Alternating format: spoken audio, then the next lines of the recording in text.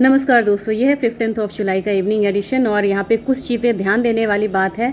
एक यहाँ पे बदलाव देखा गया है कि प्रोड्यूसर प्राइस इंडेक्स जो है यूएस का, वो एक्सपेक्टेशन से कम आया है। यहाँ पे 6.2% की एक्सपेक्टेशन थी, आया है 5.5% इम्पैक्ट ये हुआ है कि डॉलर इंडेक्स जो है, जो 100.1 से ऊपर की ट्रेडिंग कर रहा था, अब सडनली उसमें एक फॉल देखा जा रहा है, 100.83 आ गया है ये, यानी कि 101 के लेवल को यहाँ पे तोड़ता हुआ नजर आ रहा है। साथ में यहाँ पे यील्ड में भी गिरावट आई है और एक दिन में 0.6% की गिरावट आई है।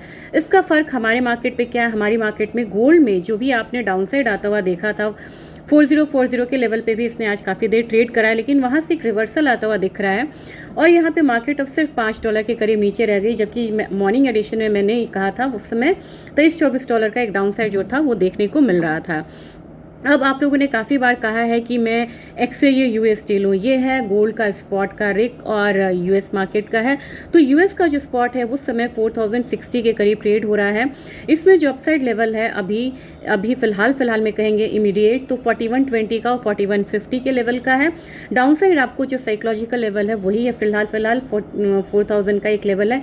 इसको ब्रीच करता है तभी जाके हम 3950-80 वाला लेवल जो है वो आता हुआ देख सकते हैं। तो इस लेवल को जब तक होल्ड कर रहा है तब तक मुझे लग रहा है कि थोड़ा सा अपसाइड बायस की जो गुंजाइश है वो है। और फाइनली 4250 जो है 4300 एक बहुत तगड़ा रेजिस्टेंस है जिसको गोल्ड अभी फिलहाल ब्रेच करता हुआ नजर नहीं आ रहा है।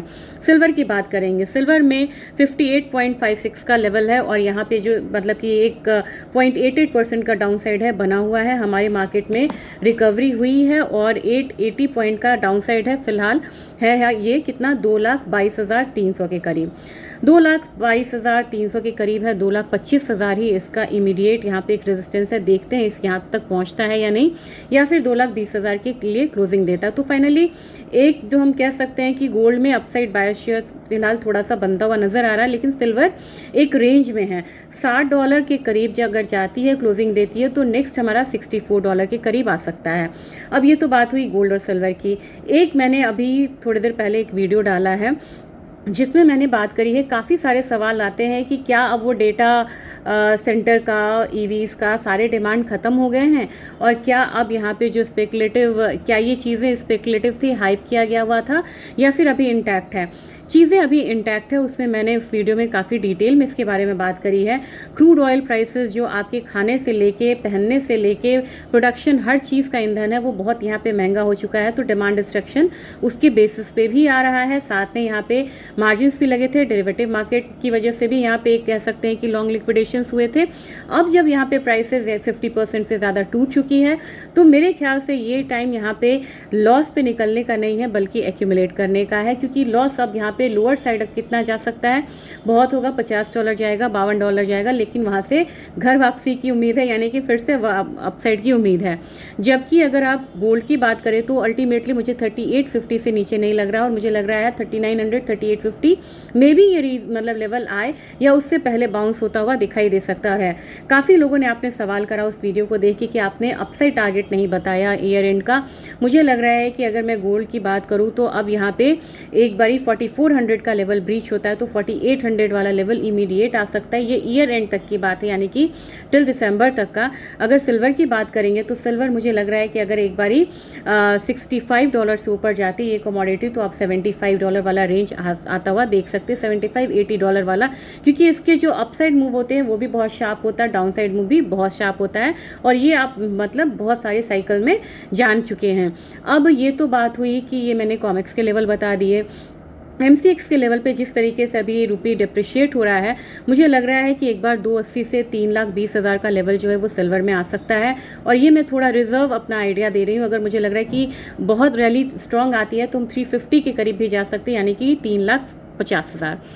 गोल्ड की बात करें तो मुझे गोल्ड में 1,50,000 60,000 का लेवल लग रहा है और इनफैक्ट लग रहा है कि अगर थोड़ी सी मतलब यहाँ पे इंटरेस्ट रेट हाइक वाली बात कम होती है तो फिर हम यहाँ पे 1,75 आता हुआ भी देख सकते हैं ईयर एंड तक गोल्ड में, क्योंकि गोल्ड में आप देखेंगे बहुत ज़्यादा गिरावट नहीं है और एक बारी 1,60 का लेवल ब्रीच करता है जिसका मेजर रेजिस्टेंस है, देन आप यहाँ पे 1,72 तक का लेवल भी आता हुआ देख सकते हैं, यानी कि 1,72,000। अब इसमें दो चीज़ें हैं, एक तो इसमें एक चीज़ है कि इंटरेस्ट रेट है, मतलब कि वॉर जो है अगर ज़्यादा प्रोलॉन्ग ना हो तो ये जो साइकिल है जल्दी से आएगा अपसाइड साइकिल। अगर वॉर प्रोलॉन्ग होता है तो जो इंतज़ार है थोड़ा लंबा हो सकता है। चलिए, ये गोल्ड सिल्वर की बात हुई। क्रूड में आपको $80 के करीब की ट्रेडिंग हो ही रही है, लेकिन $80 पे रुक रहा है, इस बात को हमें मतलब रिस्पेक्ट देना होगा।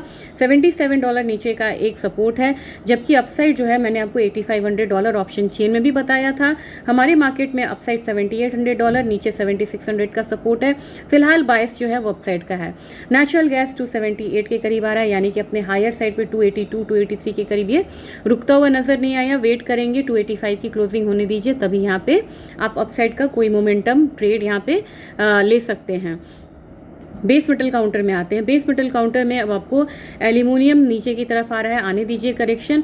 सबसे स्ट्रॉन्ग कमोडिटी मुझे यहाँ पे कॉपर लग रही है। कॉपर पे वीकली में देखेंगे तो आपको एक ब्रेकआउट की तरफ दिखेगा, और यहाँ पे चाइल में जो कुछ माइंस है वहाँ पे भी डिसरप्शंस आए हैं, और जो स्टॉक है वो फिलहाल यहाँ पे कम होता हुआ नज़र आ रहा है।